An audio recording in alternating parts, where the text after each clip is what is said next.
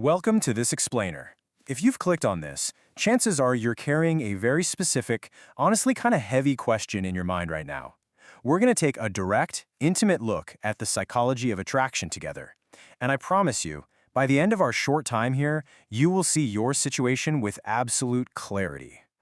There is a specific kind of torture that only exists when you like someone and have absolutely no idea if they feel the same way.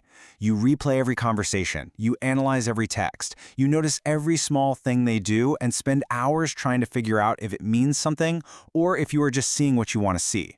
Today, that torture ends, because psychology has identified the exact involuntary signs that prove someone likes you back. Signs they cannot fake, signs they probably do not even know they are sending. And if the person you are thinking about right now is showing more than 3 of these, you already have your answer. Okay, let's dive into this. We are completely stripping away the guesswork here and looking purely at the fast-paced, scientific breakdown of involuntary behaviors. Keep that specific person in your mind as we go through this. Are they showing 3 of these signs? Well, let's find out. Sign 1. The subconscious pull. Have you ever noticed this person finding just seemingly illogical reasons to be near you?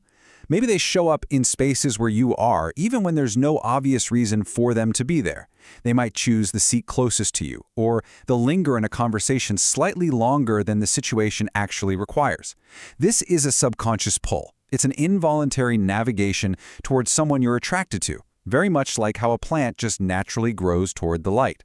So the absolutely crucial point here is that this proximity isn't a conscious decision on their part. It's an instinctual pull, putting them right where they want to be.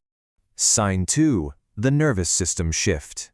This is when their behavior specifically changes the exact moment you enter the room. Think about it. Around others, they act totally relaxed, perfectly normal.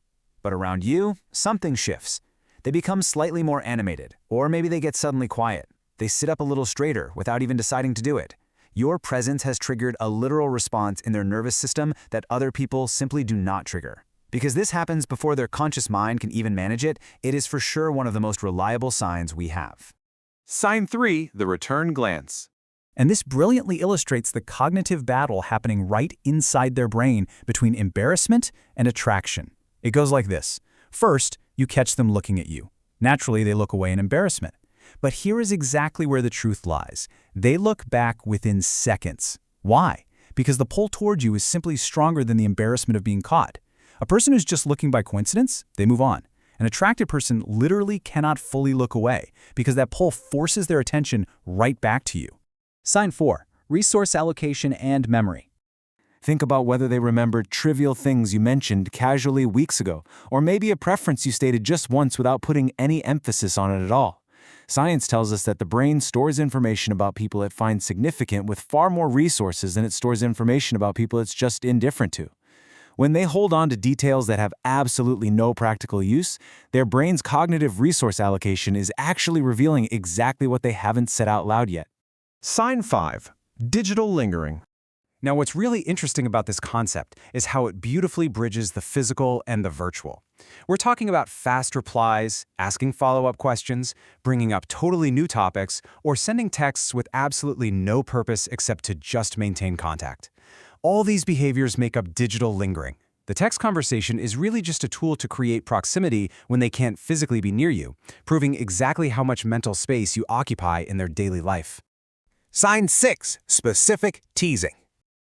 Playful teasing is actually one of the oldest, most consistent courtship behaviors documented by human psychology, and it does 3 vital things. It creates intimacy, it tests your response to them, and it allows for safe, deniable contact. If they single you out for a specific kind of playful teasing that they just do not use with other people, that specificity is a highly intentional strategy. Which brings us to the synthesis of all of this data, the final verdict. Remember, no single one of these behaviors is definitive proof in total isolation.